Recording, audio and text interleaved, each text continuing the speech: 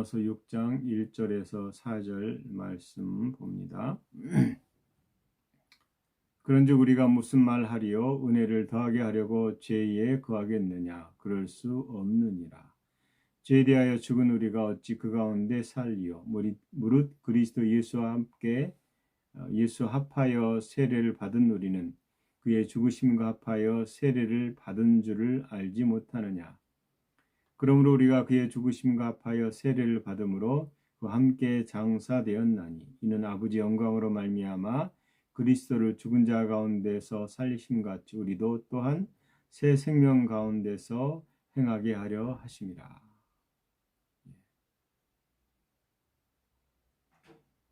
말씀 하나 더 봅니다. 요한복음 12장 24절 말씀입니다.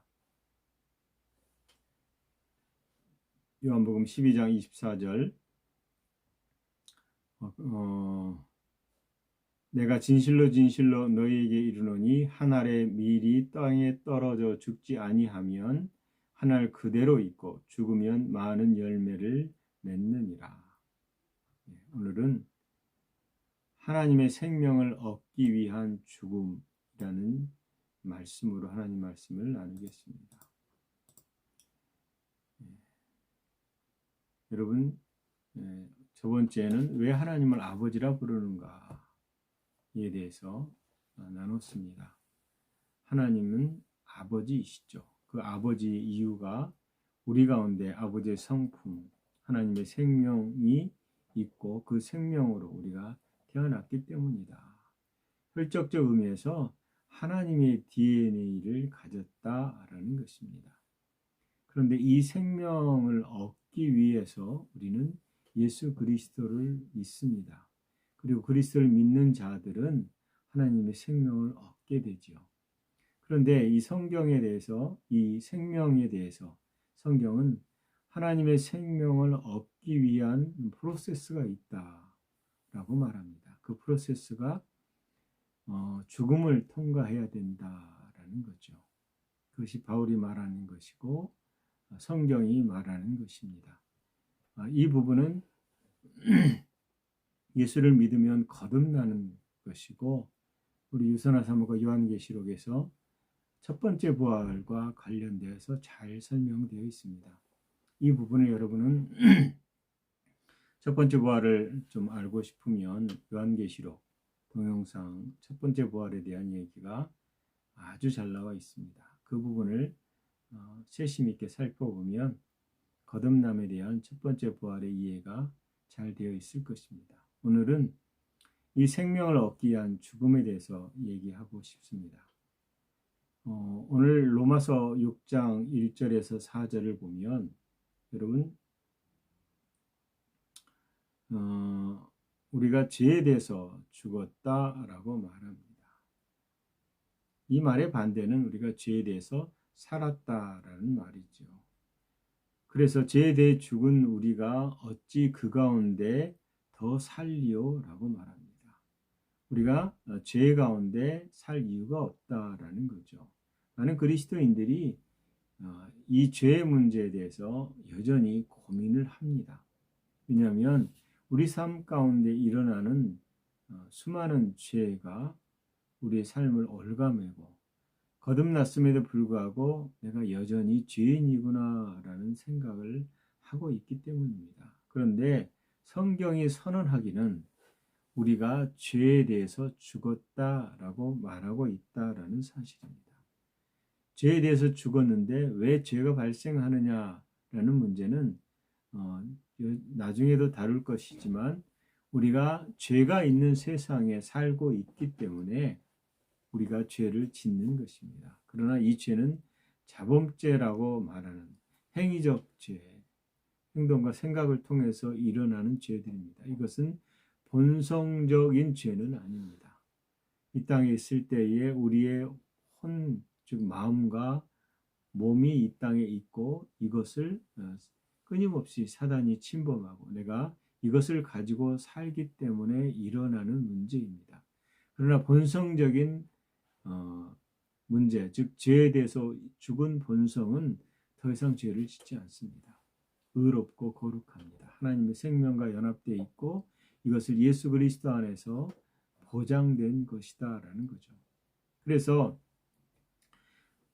성경에 보면 죽은 우리가 죄에 대해 죽은 우리가 어찌 그 가운데 더 살리오라고 말합니다. 무릇 예수와 함께 세례를 받은 우리는 그와 그의 죽으심과 합하여 세례를 받은 줄 알지 못하느냐 분명히 이렇게 말하고 있습니다. 즉 예수님과 합해서 그 세례의 의미는 죽음에 잠겨서 죽어버린 인생이다라는 거죠. 그리고 거기에서 다시금 새로운 생명으로 살아나는 것입니다. 그래서 이는 아버지 영광으로 말미암아 그리스도를 죽은 자 가운데서 살리심 같이 예수님을 죽은 자 가운데서 살리심과 같이 즉 예수님이 죽은 자 가운데 살아나셨다라는 것이잖아요. 또 우리로 그 새 생명 가운데 행하게 하려 하심이라. 잘 들어보십시오. 예수님이 죽으셨습니다. 그런데 이 죽음에는 우리가 육체의 죽음만을 보통 생각하는데 성경은 죽은 자 가운데서라고 얘기합니다. 죽은 자가 뭐죠? 그리스도 그러니까 아담의 타락 가운데 모든 사람은 죽은 자가 되었습니다. 그 죽은 자에 동참한 분이 예수님입니다. 그 가운데서 살아나셨다라는 것이죠. 그리고 그 살아난 예수 그리스도를 믿는 자들은 그 생명으로 말미암아 행하게 한다. 즉 하나님의 생명으로 살아난 자들이 그 생명으로 살게 되는 것을 얘기하게 되는 것입니다. 이게 이제 오늘 요한복음 12장 24절에서 말한 내가 진실로 진실로 너에게 이르노니 하나님의 밀알이 땅에 떨어져 죽지 아니하면 하늘 그대로 있고 즉 죽어야 많은 열매를 맺는다. 하나님의 생명을 얻게 하는 방식은 우리가 죽지 않으면 즉 우리가 거듭나 이 옛 생명을 떠나버리지 않으면 새 생명 가운데서 열매가 맺어지지 않게 된다라는 것입니다. 그래서 하나님의 생명을 얻기 위해서 반드시 통과되어야 할 것이 죽음이다라는 겁니다. 그래서 죽음 없이는 생명이 없다라는 것이 기독교의 진리입니다. 이것이 우리는 하나님의 생명을 얘기하지만 이 생명을 얘기하기 위해서 먼저 얘기할 것이 뭐냐? 죽음이다. 이 죽음이 무엇이냐에 대한 생각을 할 필요가 있습니다. 복음은 복된 소식이죠. 새로운 소식, 기쁨의 소식이잖아요.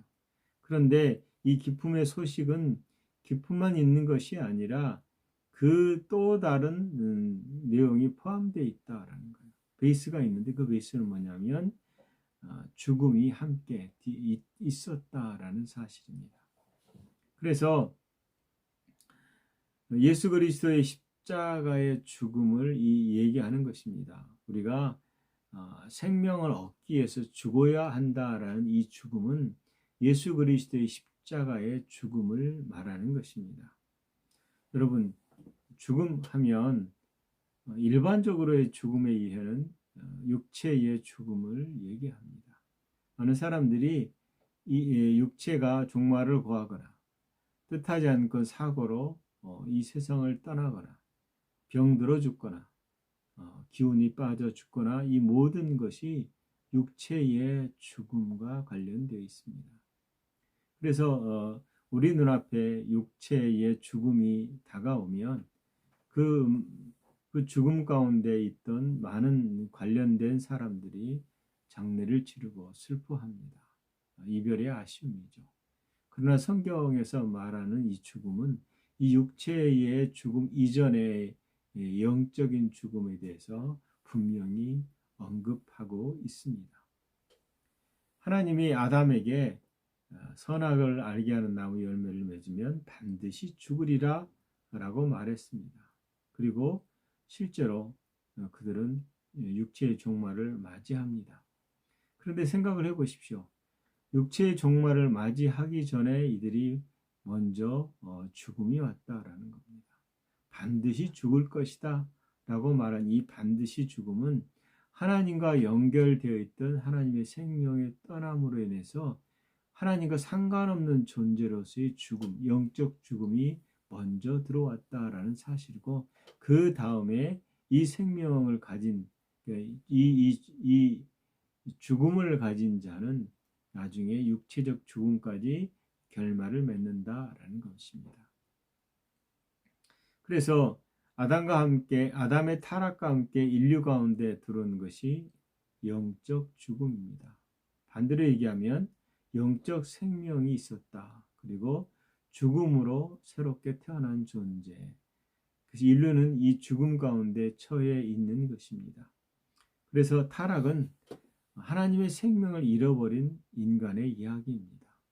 아담이 하나님 생명으로 이 땅에서 살고 에덴에서 살고 이 땅을 통치하는 존재로서 지음을 받았지만, 결국 하나님의 말씀을 거절하고 사단의 말은 죽음의 말이거든요. 그 말을 마음에 받아들임으로써 그는 인류의 모든 인류를 자기 안에서 죽음을 유산으로 남게 되는 것입니다. 그래서 아담 안에서 태어난 모든 사람은 이 죽음에 처해 있습니다. 로마서 5장 19절은 한 사람이 순종하지 아니함으로 많은 사람이 죄인 된 것 같이라고 말합니다. 수많은 사람들이 죄인이 된 것이죠. 비록 육신이 살아있을지라도 영으로는 죽은 상태. 하나님 보시기에는 살아있지만 죽어있는 것. 우리는 육신의 생명만을 생각하고 이 생명을 유지하기 위해서 얼마나 많은 노력을 하고 삽니까? 물론 이 육신을 건강하게 살고 유지하는 것은 결코 나쁘다는 얘기가 아닙니다. 육신은 어떤 증오의 존재가 아니거든요. 이게 이제 이원론자들이 갖는 실수가, 육신이 죄를 지으니까 육신을 미워해야 된다. 육신이 원인이다 이렇게 말하지만 실제 원인은 본성적 문제입니다. 본성을 따라서 살아가는 건데, 사단의 본성을 따라갔을 때 일어나는 이 욕심적인 결과물은 죽이고 멸망시키고 또 패배하게 하는 것들이죠. 그러나 하나님의 생명으로 살아가는 자들은 거꾸로에 된 삶, 생명을 주고 살아나게 하고 새롭게 하고 그 안에서 선한 열매를 맺게 하는 것이잖아요. 이 차이가 분명히 있다라는 겁니다. 그래서 이 육신으로 사는 자는 그 생각하는 것이 항상 악하다고 하나님이 말씀하시는 것입니다.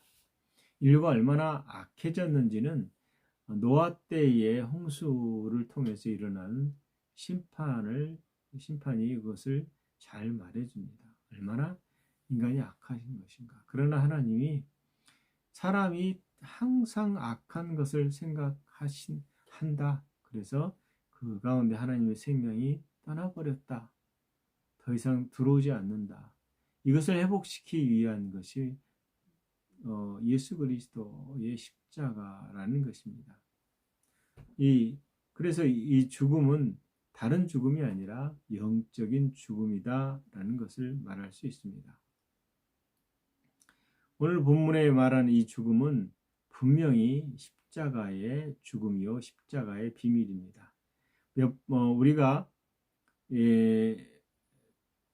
이 죽음에 대한 이해와 하나님의 생명에 대한 이해가 있으면 전혀 다른 차원의 삶을 살아가게 되어 있습니다.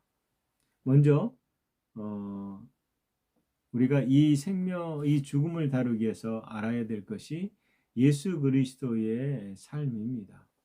우리는 보통 일반적으로 사복음서에 대한 신학적 배움은 예수 그리스도의 공생애를 통해서 죄송합니다. 예수 그리스도의 공생애를 통해서 예수님이 구약의 예언의 성취와 구속사에 대한 얘기를 다루고 있습니다. 틀린 말이 아닙니다. 주님은 창세기 3장 15절에 있는 여자의 후손의 얘기처럼 그 약속을 성취하기 위해서 이 땅에 오셨습니다. 그리고 아브라함의 언약을 성취하기 위해서 성취하기 위하신 분이시고, 그에게 많은 사건들마다 그 사건들의 중심은 예수 그리스도의 모형이요. 그 모형이 실제가 이 땅에 육신 모양으로 오신 것입니다. 그래서 하나하나의 그분의 삶의 발자취는 구속의 완성을 위한 예언의 성취다.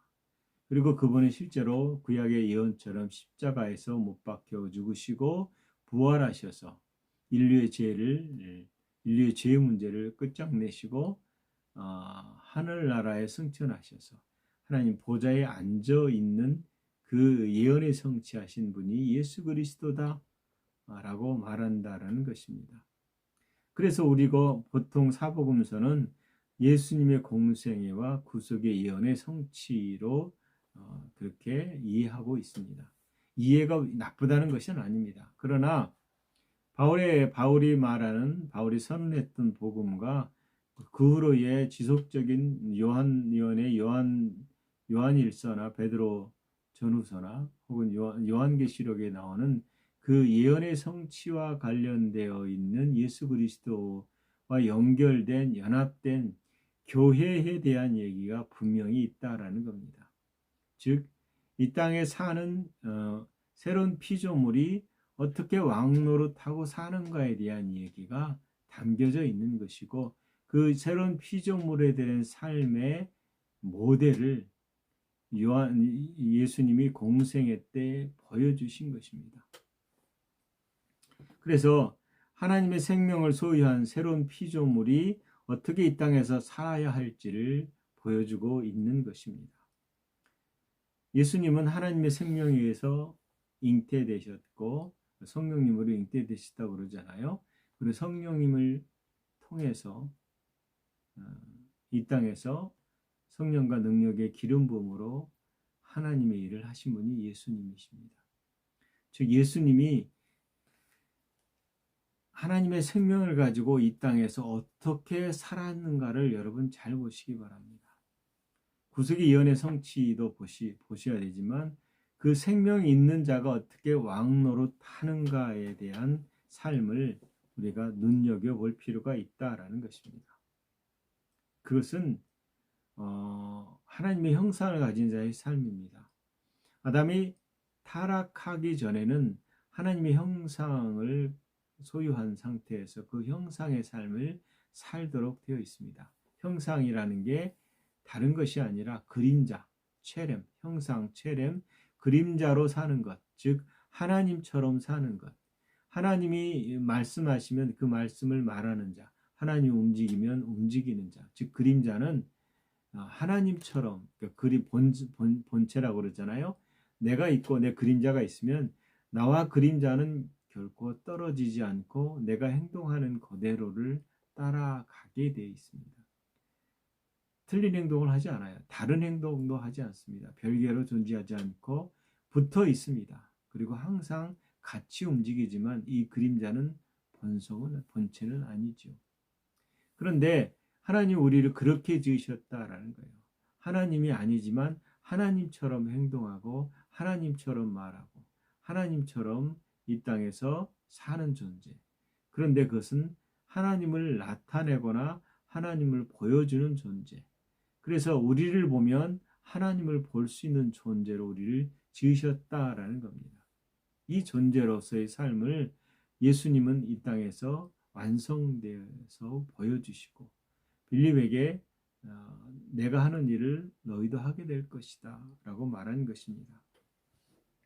그래서 하나님의 생명을 가진 자가 이 땅에서 어떻게 사는지를 우리는 예수님을 통해서 올바르게 보게 되는 것입니다.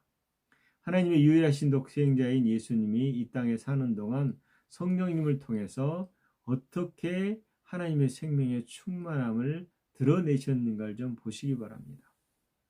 그분은 언약대로 구약의 어린 양으로 제물이 되셨습니다. 창세 전부터 하나님과 연합되었던 분이십니다. 그리고 죄가 되어 하나님을 떠나야 했습니다. 무슨 말인지 아시죠? 예수님은 새로운 하나님의 생명을 가진 존재의 삶을 이 땅에 사실 때에 자녀로서의 정확한 정체성을 가지고 있었습니다. 물론 우리는 창세 전에 있지 않았습니다. 그런데 그분은 자신이 창세 전에 있었다는 것, 그리고 나의 자신을 이 땅에 보내신 아버지의 부르심을 정확하게 알고 있었다는 것이죠. 그래서 어떤 두려움 없이 사셨습니다. 왕이 두려워하지 않잖아요. 왕 노릇한다라는 말은 왕이 어디 부족하거나 연약하거나 이런 두려움 혹은 근심, 염려, 걱정, 불안, 초조 이런 쪽의 삶을 살지는 않습니다. 여러분이 왕이라고 생각해 보십시오. 그러면 그 왕은 어떻게 살 것인가? 다 주어져 있잖아요. 말하면 그 말을 따라서 이 세상이 움직이는 것이거든요. 예수님이 이 땅에서 그렇게 왕노릇 하셨고 그 삶은 그가 부족했다거나 그런 염려하거나 무엇을 마실까 입을까 이런 염려를 하지 않았다라는 거죠. 자신의 소유가 그리스도 안에서 있었다. 그래서 없는 것을 있는 것처럼 부르셨어요. 오병이의 기적을 보면 바다 위를 걸어가시고 잠잠케 하시고 물고기를 잡으시고 성전세를 내시고 하는 그 모든 과정에서 얼마나 당당하게 아들의 삶을 살았는가라는 겁니다. 그리고 가난한 자들을 위해서 섬기시고 병든 자들을 위해서 그들을 치유하시고 귀신 들린 자들을 쫓아내셨습니다.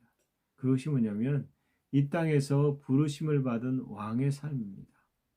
하나님의 백성 왕으로서 이 땅에서 통치하고 다스리고 섬기고 또 섬기는 그 삶을 그분이 사셨습니다.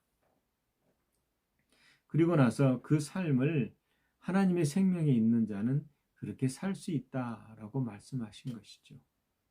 그리고 나서 그분이 스스로 자기 목숨을 버리신다라고 성경은 말하고 있습니다. 나는 버릴 수도 있고 버리지 않을 수도 있는 권한을 가졌는데 내가 내 생명을 버리겠다. 즉 죽음을 향해서 가시는 겁니다. 그분의 죽음을 향한 십자가의 죽음은 그분이 육체로 십자가에 죽으셨다라는 차원보다 더 깊은 차원의 죽음이 있습니다. 예수님이 이 땅에 오셨을 때 사람의 형상으로 나타나셨잖아요. 우리처럼 사람의 몸을 입으시고 이 땅에 오셨을 때 그 사람의 형상으로 태어나셨지만 그분은 죄인이 아니셨거든요. 죄가 없으셨고 우리랑 차별되게 하나님으로부터 태어난 자였던 것이죠. 그러나 이제 그분이 죄가 되시기로 순종하셨습니다. 여러분, 죄가 된다라는 의미는 하나님과 결별된다, 분리된다, 하나님의 생명이 떠나버린다. 즉, 비로소 그분은 죄가 되셔서 인류와 동일시 되는 것입니다. 인류의 죄와 그분의 죄가 죄인이 되셔서 그 동일한 죄에 동참한 자, 그분은 죄가 되셨습니다. 이것을 그분이 겟세마네 그 동산에서 울부짖고 기도하신 거죠. 아버지와 한 번도 태초 전에 창세 전에부터 연합돼서 이 땅에 육신으로 오셨을지라도 삼위일체 연합을 가지고 계셨거든요. 그런데 이제 그 연합이 깨지는 거거든요. 하나님으로부터 하나님의 생명이 예수님으로부터 떠나고 나서 그분은 그야말로 버림받은 존재가 되는 것입니다. 그리고 나서 만약에 그분이 믿음으로 이것을 결정하지만 하나님께서 당신을 하나님의 생명으로 다시 거듭나게 하지 않으면 그분은 죄 가운데서 영원한 지옥에 있을 수밖에 없는 존재인 것이죠. 잘 생각하십시오. 어떻게 하나님이 지옥 가느냐라는 말을 하지 마십시오. 그분은 하나님이시지만 사람으로 오셨습니다. 그래서 사람으로서 죽으신 거죠. 죄가 되셔서 죄 없는 자가 죄가 되셔서 인류의 모든 죄를 구속하셨습니다. 그래서 그분이 십자가에서 엘리 엘리 라마 사박다니 이 부분을 우리가 잘 압니다. 왜 하나님 나를 버리셨나이까? 하나님이 그를 버리심으로 그는 죽음 가운데 들어가신 것입니다. 그래서 그분이 육체로도 영으로도 먼저 죽으시고 육체로도 십자가에서 죽음을 당하시는 겁니다. 그래서 십자가는 단순히 예수 그리스도의 고난과 육체의 고난에 집중하는 것이 아니라 그 십자가를 통해서 일어나는 많은 일들이 있습니다. 육체의 죽음뿐만 아니라 영의 죽음이요. 그리고 그분은 음부에서 사흘 동안 우리의 죄를 대신해서 고통당하시고 그분이 다시 하나님의 생명으로 살리심을 받고 다시금 부활하셔서 육체의 부활을 포함해서 하나님의 생명으로 다시 태어나시거든요. 그분이 첫 번째 거듭난 자가 되시고 그 다음에 그분이 하늘나라에 오르시는 승천해서 보좌까지 앉혀 있다라고 말합니다. 그런데 더 기가 막힌 것은 예수님의 죽음과 고난과 고통과 그리고 죽음 가운데서 살아나신 것과 그 다음에 승천하시고 부활하신 이 모든 과정을 인류가 대신했기 때문에 인류가 그 가운데 동참하게 되는 것이죠. 이것을 믿는 자가 구원을 얻게 된다라는 겁니다. 그래서 예수 그리스도 안에서 예수 그리스도를 믿는 자는 하나님께서 동일하게 여기시는 겁니다. 죽음 가운데 처해서 그 죽음 가운데서 영적인 죽음에서 벗어나서 이제 죄에 대해서 죽어버린 자, 더 이상 죄와 상관없는 자, 이 자가 예수님 안에서 있는 그 생명으로 살아나서 하나님의 자녀 되는 것을 하나님이 인정하는 것입니다. 그래서 우리의 죽음은 이미 영적 죽음을 가진 자가 하나님에 대해서 살고 죄에 대해서 죽어버리는 사건이 십자가의 사건입니다. 죄에 대해서 죽었다라는 말은 죄와 관련된 모든 것에 대해서 죽었습니다. 세상에 대해서 죽었고요. 여러분, 죽은 자는 말이 없습니다. 아무리 어떤 일이 벌어질지라도 죽은 자는 어떤 인격적도 하지 않습니다. 그가 가졌던 소유들, 그가 가졌던 부귀들, 그가 가졌던 권력들, 그가 가졌던 이 모든 것이 죽음으로써 상관이 없게 되는 것입니다. 그래서 예수 그리스도 안에 있는 자들은 예수 그리스도 안에서 더 이상 십자가에 더 이상 옛사람으로의 삶을 살지 않게 된다라는 거죠. 로마서 6장 6절 7절을 보면 우리가 알거니와 우리 옛사람이 예수와 함께 십자가에 못 박힌 것은 죄의 몸이 죽어서 다시는 우리에게 죄의 종노릇 하지 아니하려 함이니 이는 죽은 자가 되어서 벗어나 의롭게 되어 의롭게 하심을 얻었습니다 라고 되어 있습니다. 우리가 의롭게 됨으로 더 이상 죄의 종이 아니라 의의 종으로서의 삶을 살게 됐다라는 것입니다. 예수님이 죄인의 죄로 죄인이 됨으로써 우리와 동일시 된 것처럼 우리도 그분의 죽음에 동참하여 동일시 된 것이고 우리는 의롭게 된 자가 되는 것입니다. 이게 십자가의 비밀입니다. 이것은 옛사람의 종말을 고하는 것이고 십자가를 통해서 새로운 하나님의 프로젝트, 하나님의 계획이 일어나는 것입니다. 그래서 죽기 전과 죽기 후가 너무나 차이가 있는 것이죠. 십자가의 죽음은 하나님의 생명으로 옮겨지는 큰 분기점이다. 죽음은 세상에 주는 하나님의 생명을 패합니다. 무슨 말인지 아시죠? 우리가 더 이상 옛사람의 생명으로 사는 존재가 아니라 하나님의 생명으로 사는 존재가 되는 것입니다. 성경은 우리가 날 때부터 주어진 의문의 빛 증서들이 있다라고 말합니다. 골로새서 2장 14절에 우리를 거스리고 불리하게 하는 법조문을 쓴 증서를 지우시고 제하여 버리사 십자가에 못 박으시고 그래서 우리가 죄의 노예로 이 빈 문서 때문에 살게 됐는데 그것을 없애버리셨다라는 겁니다. 그래서 로마서 2장 15, 골로새서 2장 15절에 통치자들과 권세들을 무력하여 드러내어 구경거리로 삼으시고 십자가로 그들을 이기셨느니라 라고 말하는 것입니다. 우리의 십자가는 우리를 죽음 가운데로 인도하시지만 또한 우리를 승리 가운데로도 이끈다라는 것입니다. 여러분, 죽으면 우리는 눈을 뜨면 괴롭히는 모든 그 비참함이 끝이 납니다. 해방된 것입니다. 죽음은 해방과 자유를 가져다 준다. 죽음은 우리에게 새 생명을 가져다 준다. 그래서 하늘의 미랄이 썩지 아니하면이라고 말하는 것입니다. 우리가 죽으면 우리는 전혀 다른 차원의 삶을 얻게 되는 것입니다.